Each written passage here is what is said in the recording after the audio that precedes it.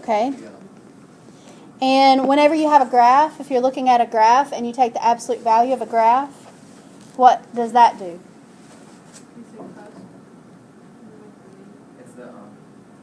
It makes it non-differentiable. It could be non-differentiable and it could have a cusp, but what does it do with the values? Like if you have things above the x-axis and below the x-axis. It makes it all above the x-axis.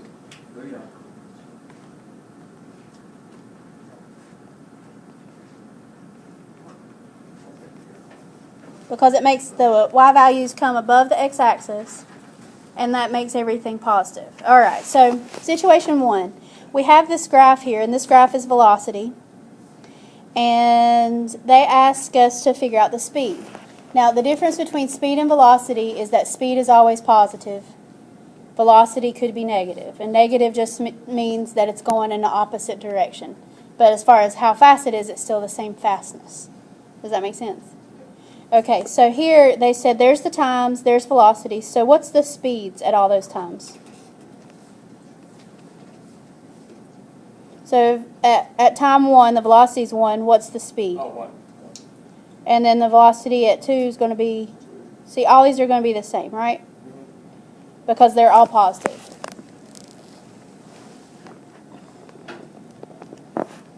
So at first this is going to seem kind of weird, but I promise you that we're getting to a rule. Okay, so they're trying to get you that way. It says in this situation the velocity is positive. And look at the velocity. What's it doing? Increasing. Okay. Because the velocity is increasing, what does that mean about acceleration?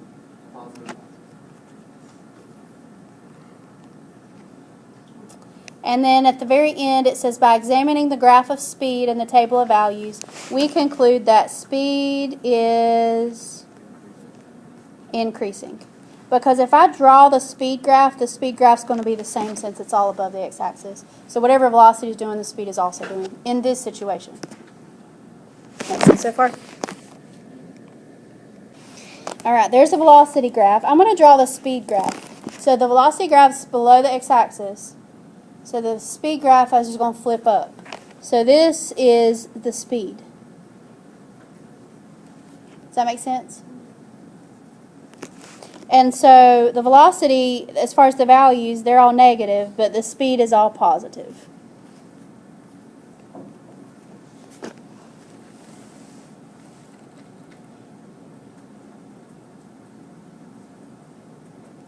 All right, in this situation, what's velocity?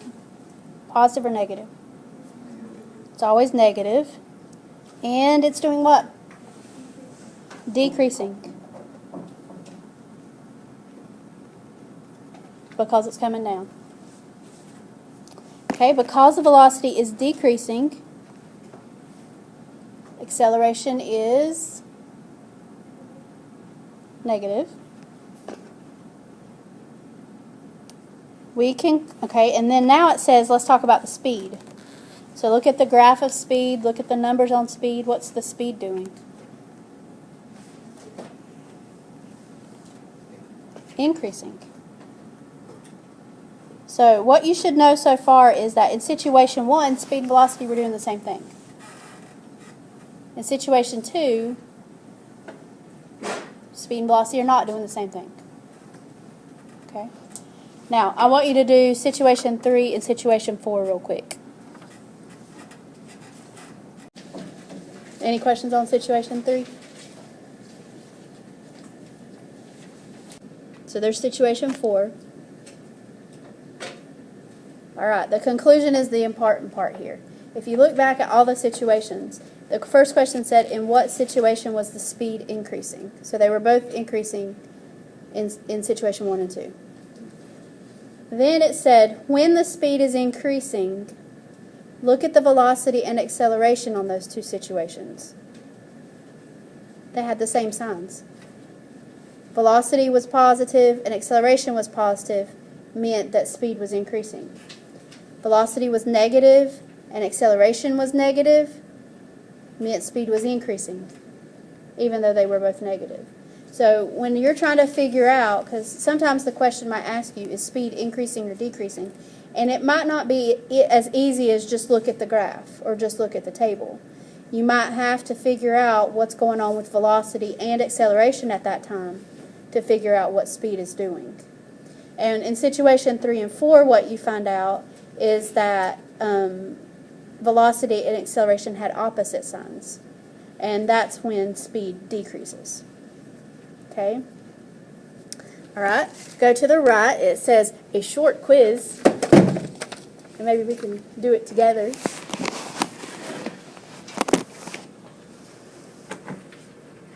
So if velocity is negative and acceleration is positive, then speed is increasing or decreasing?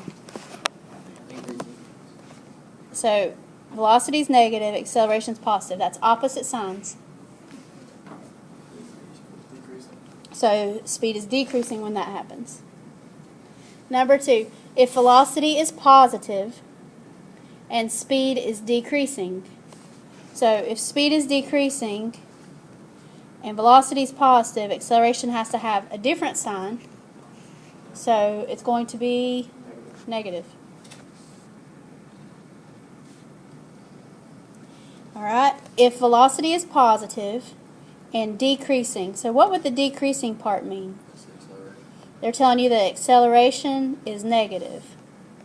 So velocity is positive, acceleration is negative. What does that mean about speed? Decreasing. Yeah, as far as the positive and negative of speed, it's just whatever. It's always positive. Speed's always positive. 4, if speed is increasing, acceleration is negative. What does that mean about acceleration and velocity? It's negative. They both have to have the same sign. If velocity is negative and increasing, that means acceleration is positive.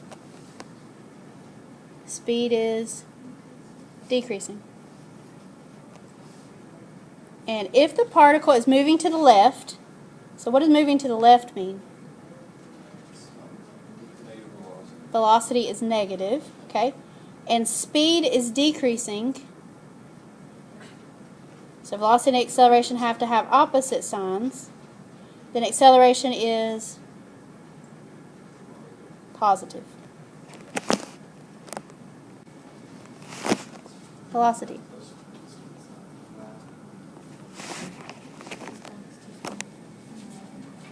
It is very small. But I'm doing my best to save paper. Okay. If velocity and acceleration have the same sign, then speed is increasing. Good job. Yay. If the velocity and acceleration are opposite in sign, one's positive, the other's negative, speed's decreasing. Okay. Next thing is something new. There are 3 forms of an integral. Okay? The first form is something that we have not done yet, and it's called indefinite. Alright, if I ask you to find the integral of 2, now don't put any numbers on the integral sign. It's called an indefinite integral, and what it's asking me to find is the original equation. If I say find the integral of 2, then the answer is going to be 2x. Because the derivative of 2x is 2. So it's called the antiderivative. It's like the backwards form of it. Okay? Now, we're going to do that after this unit's done. But that's called an indefinite integral. It gives you an expression for position. Because normally when you have an integral, you're talking about velocity. And it says, don't forget that there's going to be a plus c. Let me explain that just a second. If you have the integral of 2, I told you it would be 2x, because if I take the derivative of 2x, I get 2. Well, what if I had 2x minus 3? Same thing. Still 2, right? What if I had 2x plus 100? Still the same. It's still the same thing. So technically, when I say what the answer is, and I said it was 2x, it's really 2x plus c. And we're going to talk about later how you could find that c. You can find that value sometimes. But that's what that means by add the plus c. Okay, the one that we've really been working on, though, is number 5. 4 is just for information purposes. We'll get there later. But 5 is the important one. And this is called a definite integral. It's definite because it has numbers on the integral sign. And the answer is always a number. We've talked a lot about the integral of something and how it uses area if it's above the x-axis. It represents the change in position, which I think you know. And there's this thing called fundamental theorem of calculus, which we'll do when we come back from break. So that's what that next sentence is about. We'll get there. The answer can be positive or negative, depending on if the particle is to the right or left of the original position. And that makes sense because that's saying, like, if you have something above the x-axis and below, you take the positive part and then you might have to subtract the negative part, the part below. So that's what that's meaning about. It could be positive or negative. And like I said, the fundamental theorem of calculus, not a big deal yet. We're going to talk about it when we get back from break. The last one, this is also an important one, although we've not done much with it. It is also a definite integral. Now, think about what I was telling you about absolute values and graphs and everything. If you have a graph and you take the absolute value of it, that makes everything come above the x-axis, right? So if I wanted to find like the areas of anything above and below, but I wanted the total area, if I flipped it up, I could do that, right? That's what this does. It's just another way to do it so that you don't have to figure out where it changes below the x-axis. It is area or total distance.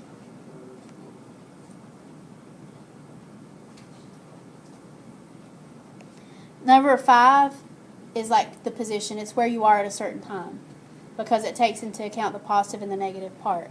Number 6 is the total distance. So number 6 like the speed? It's basically the integral of speed.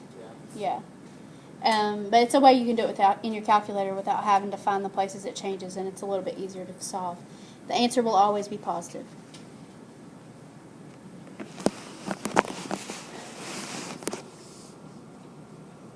Says, at what time between 0 and 11 is the speed the greatest? So this graph is velocity. Remember that speed is absolute value of velocity. So the speed at like 2 is 2. The speed at 4 is 0. What's the speed at 8? 6. Speed at 10 is 0. So the only time you have to worry about something different changing there is if it's below the x-axis. So at what time is the speed the greatest? What do you think? 8? Does that make sense? Okay. Number 2. At which times, 2, 6, or 9, is the acceleration the greatest? Okay, so 9 is somewhere right in there. Hard to do on here. 2 is up here. And 6 is here. And I want the acceleration to be the greatest. What's acceleration when you're looking at velocity? It's the slope. So look at those 3 times. When is the slope the biggest? 2, 6, or 9? 9. It says explain. You can say that acceleration at 2 is 0, acceleration at 6 is negative, and acceleration at 9 is positive. You don't actually have to find it to explain it, but something to describe why 9 is the biggest. Okay, number 3. Over what time interval is the particle moving to the left? So we're looking at velocity. It should be moving to the left when velocity is negative. So it's from here to here. So when would that be? And it says explain, so you just say velocity is negative.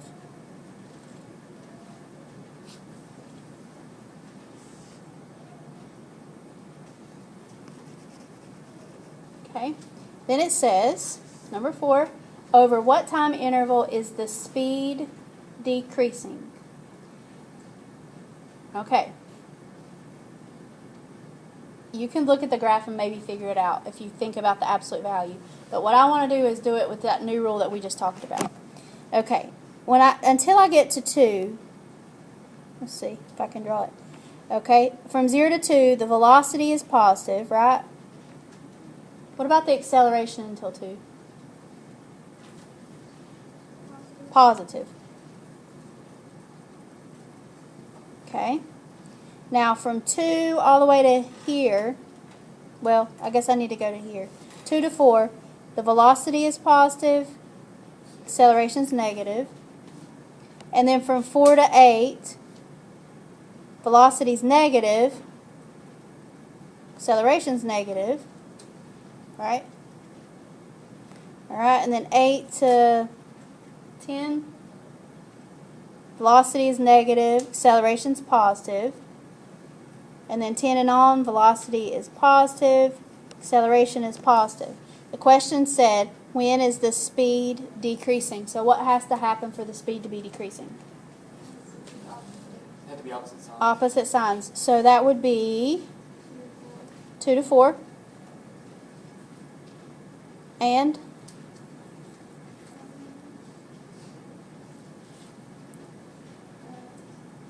eight to 10. And you can just say velocity and acceleration have opposite signs.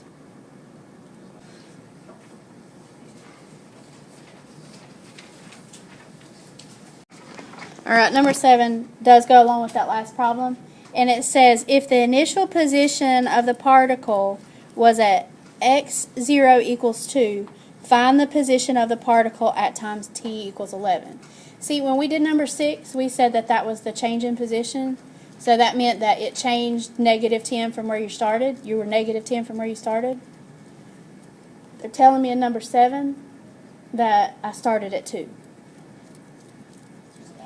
So you take the 2 plus the negative 10 that we got in that last problem. And you get negative 8 something, I guess, or 7 something. Yeah. Negative 8.216 or 17. Does that make sense?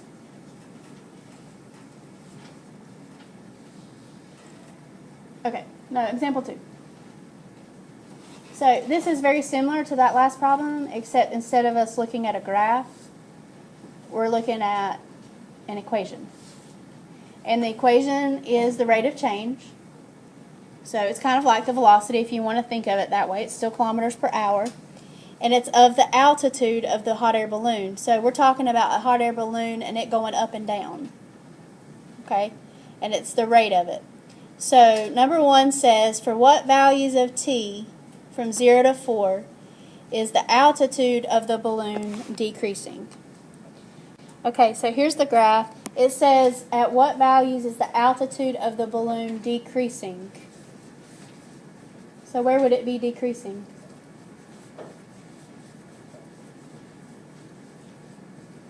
Think about velocity. The altitude's going to be decreasing when what happens? When it's underneath the x-axis, right? So the altitude's going to be decreasing from here to here. Okay?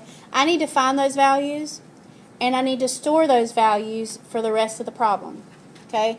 So I'm going to go to second calc and 0, and I'm going to go ahead and get this value here, 1.571. Now, I need to store that value because we're going to do something with an integral in a little bit. Okay? This is what you do. Quit and press X to pull up the value that was just there. And then you press store, and I'm going to store it as A.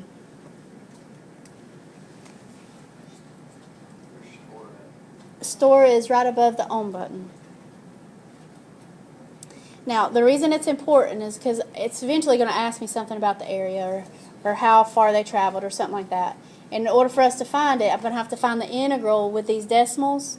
And if I just write 1.571, then I'm going to be off and they would count it wrong. So, let me say it one more time. Second calc, 0. Find the value that you need on your calculator first. And then quit it. Press X, because it's in there as X now since it was on your calculator. Press store above the on and store it as whatever you want it to be. I'm going to go back and let's go ahead and find the other one.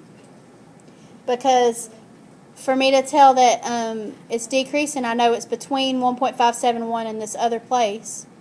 So I'm going to go ahead and get it. And I'm going to store it. So second quit, store, alpha, B. Or E. Let's go back. Alpha, B. There we go. You can store it as whatever you want to. I usually just use A and B's. Okay.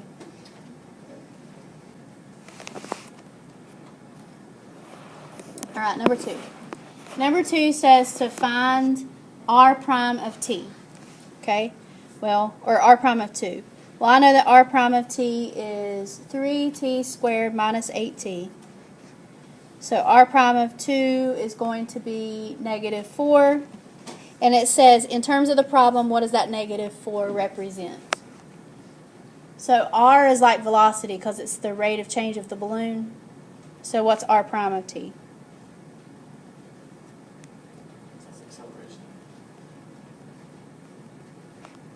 And if you use units, it's kilometers per hours squared.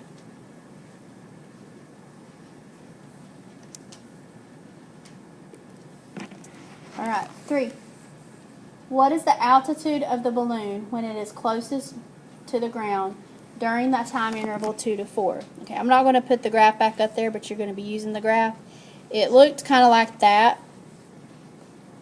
And so that I know it said between 2 and 4. So if this is 2 and this is 4, I'm looking between there. When would it be closest to the ground?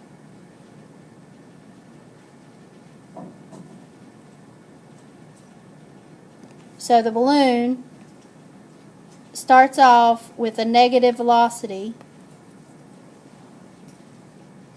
or a positive velocity. So it's doing what till I get to right there? It's going up, right? The balloon's going up. Then the balloon does what? Goes down. And then the balloon goes up again. So when is it going to be closest to the ground? At the minimum there. At the minimum, right there. Okay. So it's closest to the ground at 3.514, which is the value you stored as B. Okay. In order for us to figure out what the altitude is at that time, it wants us to figure out like its position, its total distance, its whatever. So you're going to find the integral from 0 to B. Now up here, if you label it as B, then they would be okay with you putting B on the integral. Okay? If you don't label it as B, they're okay with you putting 3.514, but make sure that you use the whole thing in the calculator when you put it in. It'd be more exactly stored as B though, right? Yeah, definitely. In the calculator, you should have stored it. Yeah. On paper, it's okay to write it 3.514 or to put the B, however you want to do it. So that would be like where it is at that time. So go ahead and do that in the calculator. Any questions about that? So it's going up. And then, So it goes up, and then it's comes starts back going down, back down. and the lowest point it gets to the ground from what we can see on the graph is 1.348 above the ground. Okay. And then it goes up again. So that's the lowest it gets. That's what it's getting. All right, number 4 says to find the integral between 0 and 4. So same thing you just did from 0 to 4. I'm going to tell you that it is 2.667 kilometers. So what does that mean?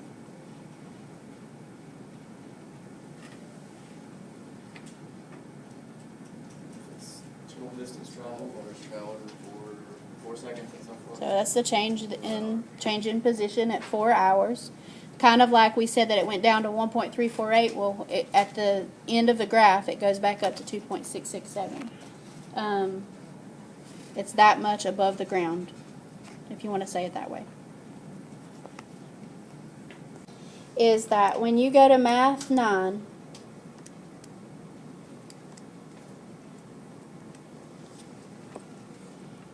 and you do 0 to 4,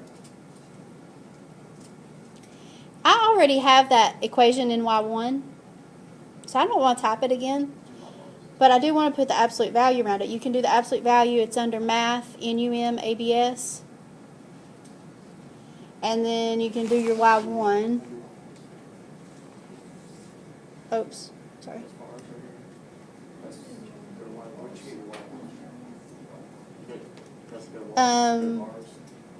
The Y1, if you go to alpha trace, that's the easy way to get it. And then the calculator does take a little bit longer when it does the absolute value, because it takes the calculator a little bit to flip the part above the x-axis and then find the areas. But what that does is it takes all the positive part, the negative part makes it positive, and then the positive part makes it positive. Okay? So that's what you get for that. And so what does that represent? That's the speed. That's more like the total, isn't it? That's the total distance traveled. That's the total distance traveled. So Yeah. the balloon went up a certain amount, it came down a certain amount, and it went back up again. And so that's the total vertical distance that the balloon traveled. So on number 5, when it says That's changing position. to explain what it is, then you would say that it was the total vertical distance traveled by the balloon. The maximum altitude. If that's the graph, that's a velocity, where is it possible that it might be a maximum? At the end. Possibly at the end. Is there any other place that might be a maximum? Or the end. At that 1.571 place? It is a maximum there. Like, I don't know if it is the maximum, Oh, okay, that's it. but it could be because it's changing from positive to negative. I know it traveled up till I got to that time. And then it came down, and then it went back up again. So the question is, did it come back up more at the end than it was at that point? Okay? So what you do whenever they ask you a question similar to this is you have to list the possible places. So the possible max are at 1.571 or 72 or at 4. That's the possible places. For me to figure out which one is the actual max, you have to find the integral from 0 to a, and you have to find the integral from 0 to 4. We already know the integral from 0 to 4. We already found it back in 4. We know that that was 2.667. So then we would find the integral from 0 to a. I trust that you can put that in your calculator. When you do, you get 5.779. So what's the maximum altitude? The maximum altitude was located at the 1.571, or the maximum altitude is actually 5.779.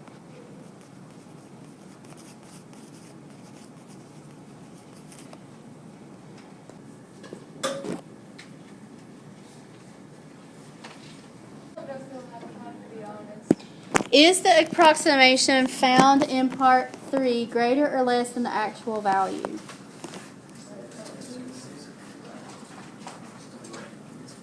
Is velocity increasing or decreasing on this problem? Like looking at the table, is velocity getting bigger or smaller? Smaller. So velocity is decreasing. So that means like the graph's going down like this right here. So it's greater because it was a left sum.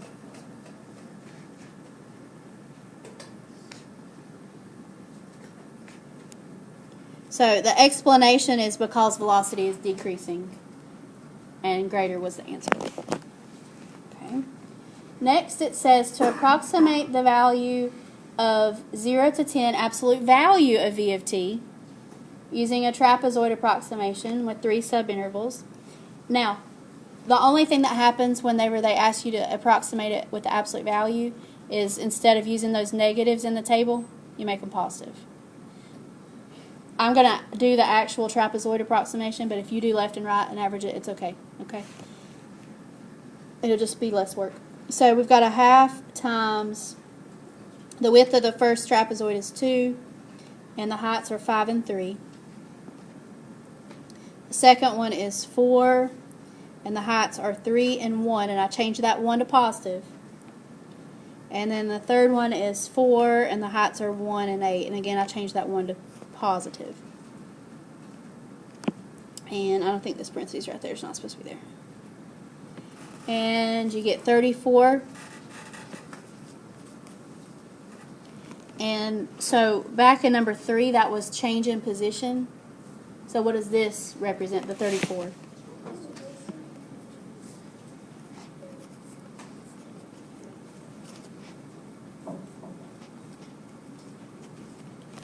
All right. Last is number 6, and this is the hardest one.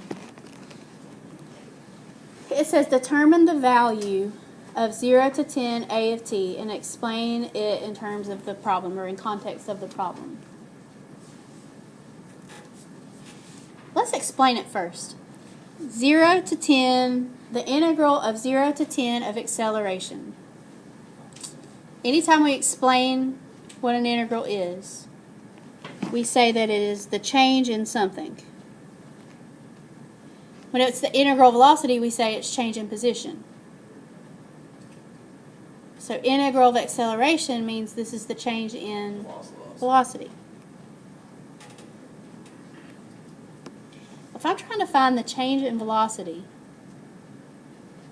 and I know the velocity at those 2 times, So the average, if I know the velocity at 0, and I know the velocity at 10, right. can I just subtract them? I don't have to do a left or a right Riemann sum because I know what the velocity at 10 is, the table tells me. I know the velocity at 0, and if this just represents change in velocity, I can just subtract those 2 velocities together. It's -8 minus 5, which is -13.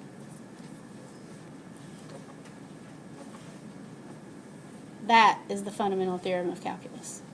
The fundamental theorem of calculus says that if you have the integral of something, like a velocity, if I know, or of acceleration, this was acceleration, if I know the original equation, which the original here would be velocity since I'm starting with acceleration, then I can plug those values into the original equation and subtract to get the answer without having to do Riemann sums and areas and things like that.